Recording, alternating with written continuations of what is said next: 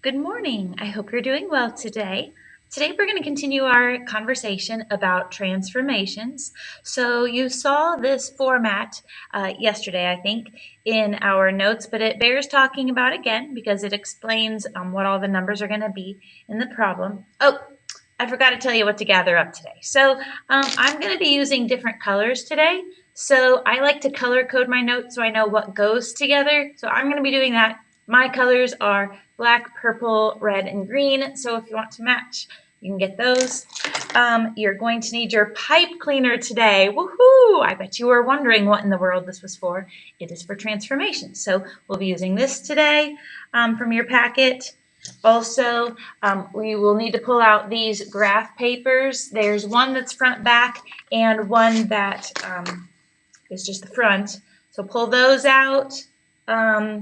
If you want to generate some numbers, you can grab a dice and a coin. We can flip the coin to say heads or tails, or it's fine if you don't do that. If you just like make up numbers to plug in the problem today, I'm okay with that. So that's fine. But if you want to, there you go.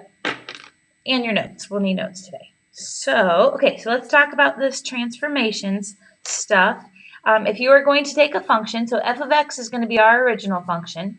And when you see actual problems, it won't say f of, x right here. It will have some action, like it'll have something getting squared or getting cubed or getting square rooted or getting, I don't know, made into a rational function, which you don't know what that is yet, but you will, or taking the logarithm or exponentiate. So all of that will make sense as time goes on. So I know we're just introducing this idea right now. It's okay.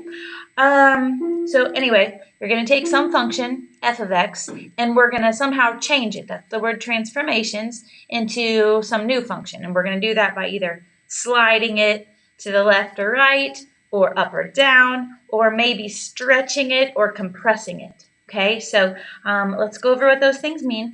When I have to do a transformation, I always start with whatever's in parentheses. That makes a lot of sense if you think about order of operations. We always deal with parentheses first. So the number that you will see here, you won't see an h, you'll see a number there, like x minus 3 or something like that.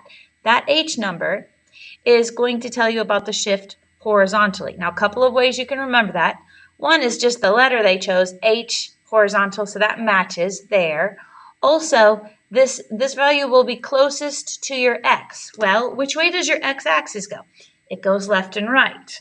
So if you are going to add or subtract a number from that, it's going to do a shift left or right, okay, horizontally. Okay, so there's how you remember that. The next place I look is back here on the k.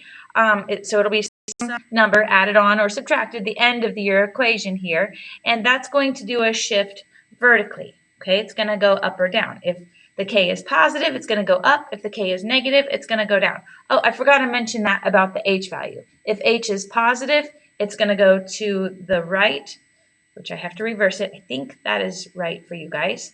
And if the h is negative, it will go to the left. So I think that is left.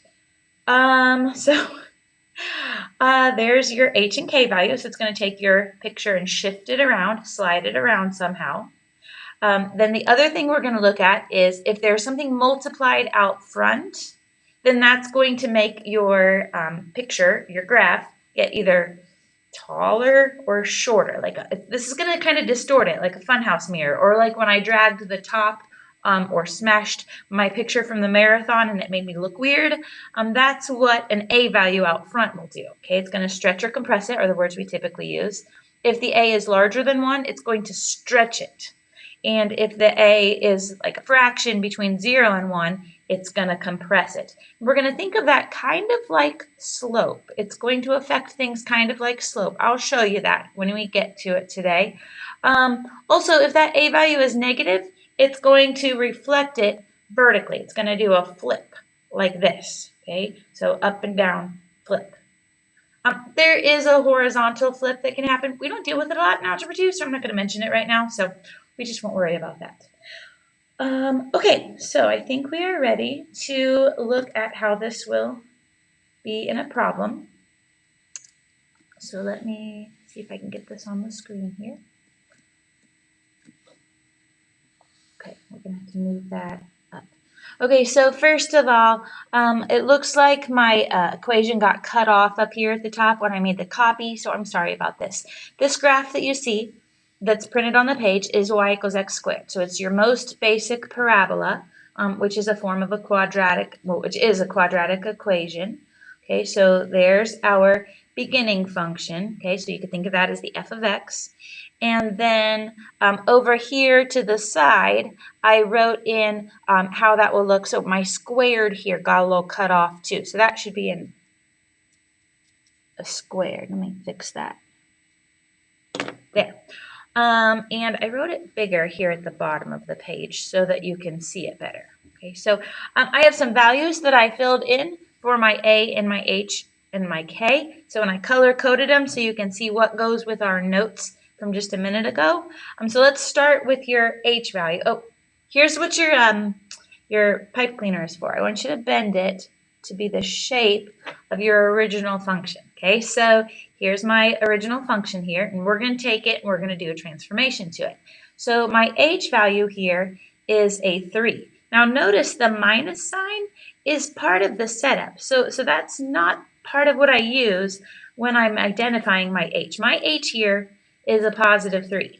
Okay, so a positive 3 is going to do a horizontal shift to the right. So I'm going to take this thing, and I typically will grab it at the vertex. That's the place that makes the most sense to me. And I'm going to slide it 1, 2, 3 places to the right.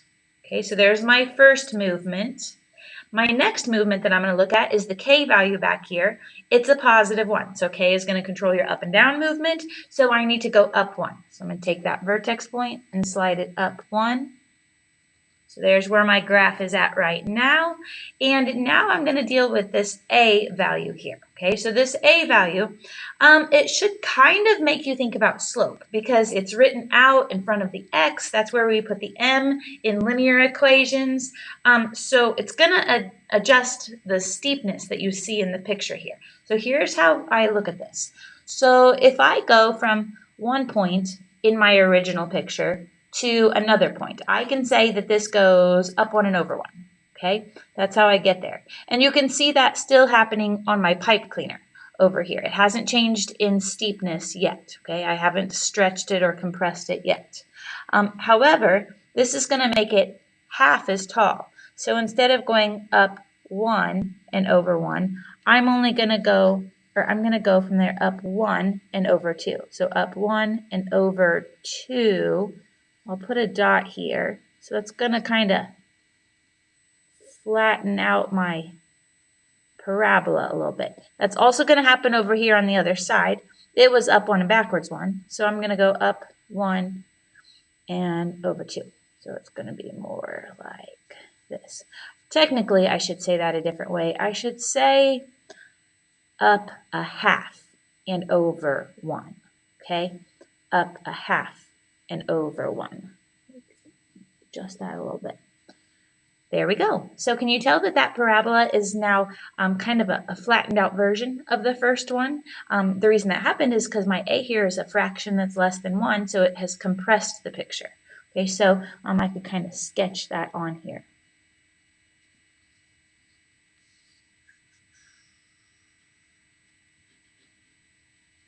Okay, so that's not very good.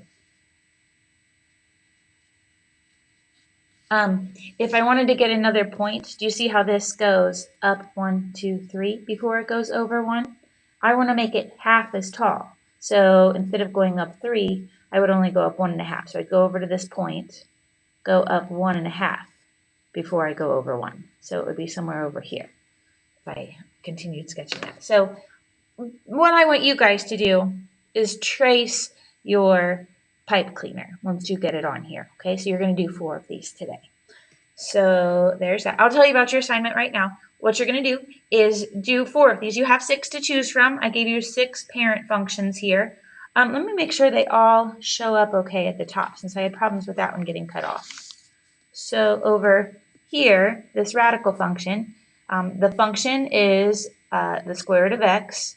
And here's what it looks like where your A's and H's and K's will be. So that one's fine. So this one got cut off kind of badly. So this says absolute value at the bottom. cut off the a totally. So the function at the top should be y equals the absolute value of x. And here's what it looks like with where you're going to put your values.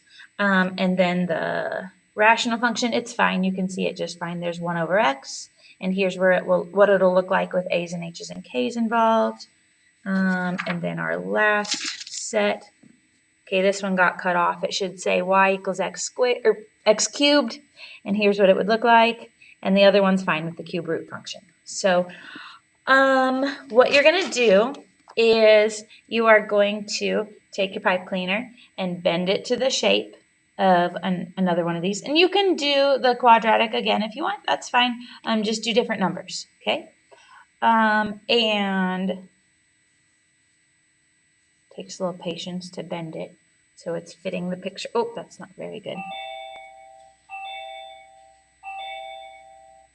Okay, so you get your pipe cleaner bent to fit your function, and then you can either flip a coin to make some positives and negatives, and roll a dice to get some numbers to fill in for your A and your H and your K, or just make them up. It's fine. It doesn't matter. We're just trying something out today, okay?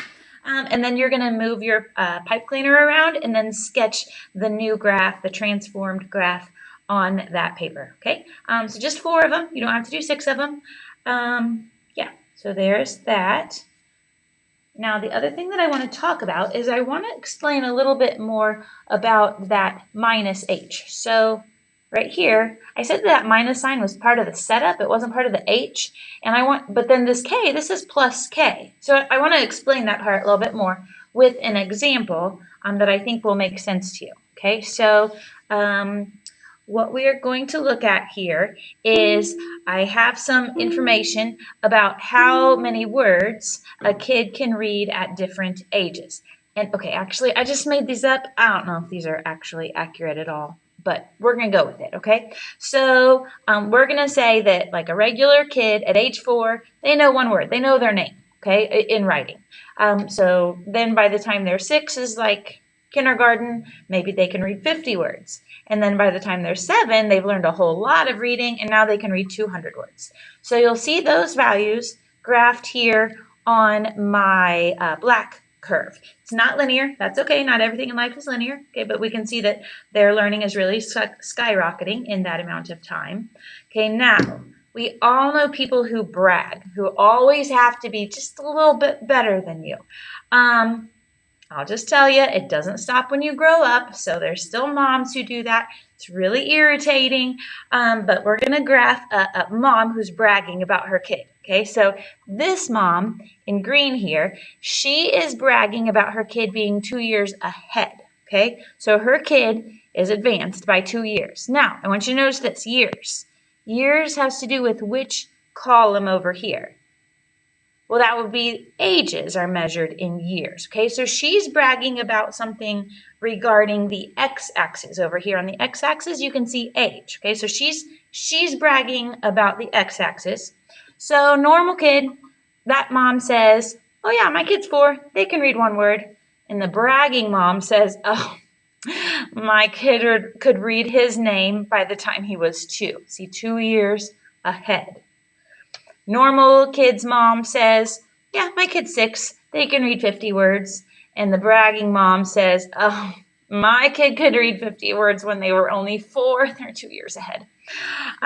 Normal kid's mom says, oh yeah, my kid's 7. They can read 200 words. Bragging mom says, oh, my kid is only 5. 2 years ahead of yours, or 2 years ahead in reading, and they can already read the 200 words. So if I take those values and I graph them here in green, ignore my dot where I messed up a little bit, you can see that the picture from the black function to the green one has shifted over. It's shifted to the left. I think my hands are moving left. Not entirely sure. I have to mirror image it. And the thing I want to point out is this kid was 2 years ahead, right? That's like a positive 2. But in the equation, so it goes here, the h is 2. That minus sign is there just as part of the setup. We had to subtract 2 from normal kid's age to get to braggart mom. She's bragging because her kid is ahead, which means he does those things earlier in time. Okay, so there's explaining the horizontal shift. Now there is another way that a mom could brag in this situation. I have the same information over here in black, same graph in black. Now this mom is going to brag about her kid always reading 50 more words than this other mom, okay? So whatever this mom says, this mom's going to say, oh, my kid can read 50 more words than that. Super annoying, but it happens. So notice she's bragging about the number of words. Number of words shows up in our Y column here. Okay, so you're going to see a shift that happens in the Y direction, which is up and down. So normal kid's mom says, or regular kid, yeah, my kid's 4, they can read 1 word. Bragging mom says, yeah, my kid's 4, they can read 51 words because they're 50 words ahead. Normal kid, age 6, 50 words. This mom brags, oh, my 6-year-old can now read 100 words because they're 50 words ahead. 7-year-old is 200 words. This 7-year-old, she says, can read 250 words, 50 words ahead. Okay, so I have those graphed over here in red. And notice my picture has now moved up. Okay, so that is a vertical shift. It's gone up 50 words, I guess, and it's moved your equation up vertically. So that's the difference in horizontal and vertical shifts in a real life situation. So, okay, so you are going to do 4 graphs using your pipe cleaner and sketching them on there. And I think that is everything. So remember that Jesus loves you and so do I. So do your math.